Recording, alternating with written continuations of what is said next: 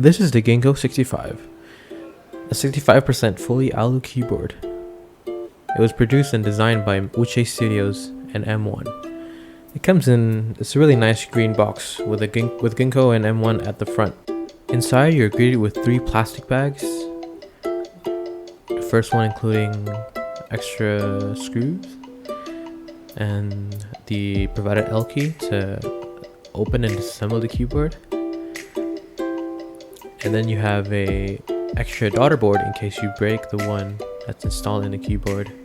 There's also some gaskets and feet for the keyboard to be used later on. Opening up the last compartment, voila, E-white Gingko65.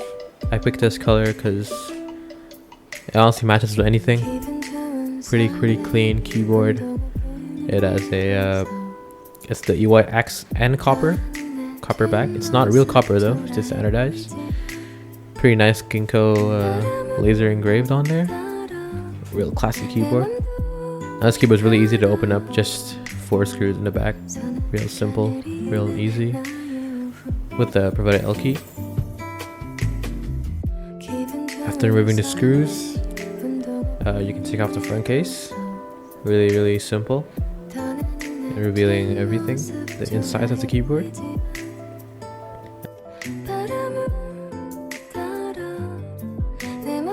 Another really nice Gingko flower near the USB-C port. The Gingko65 comes standard with a PC plate, but there are add-on plates such as FR4, carbon fiber, and alu. However, I of course missed the add-on and stock bags, so that's great. I'm stuck with this PC plate. It's fine though, and this is probably my first keyboard with a PC plate, so I'm quite interested to see how it goes on our daily usage. Now the PCB has KL hot swap sockets, which I think should be standard in most at least consumer level keyboards nowadays. Included is 3 types of foam: case foam, plate foam, and PE foam. Personally, I don't think I'll be using the PE foam. Use that and done that. It kind of just makes every keyboard sound the same, but everyone is entitled to their own opinions, obviously.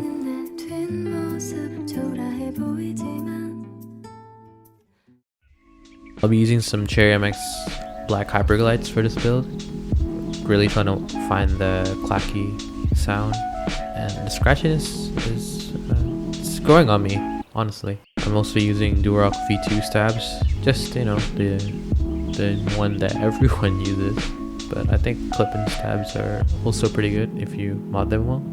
Now to installing the switches. It went really smoothly because obviously it's hot swap, but I'm always super scared of doing this part, mainly because I'm scared of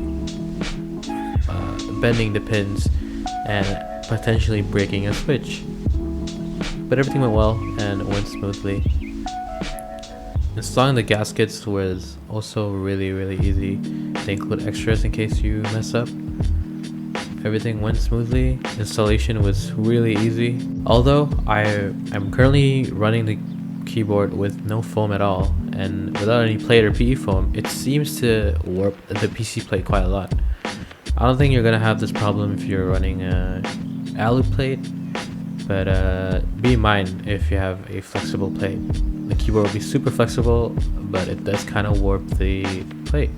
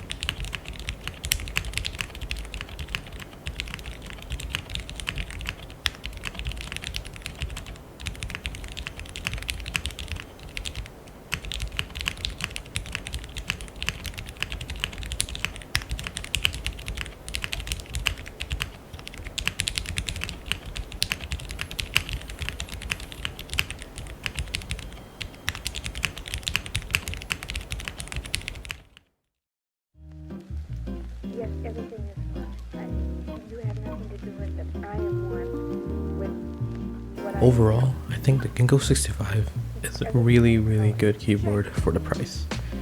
It's classy, really heavy, and the sound signature is pretty good.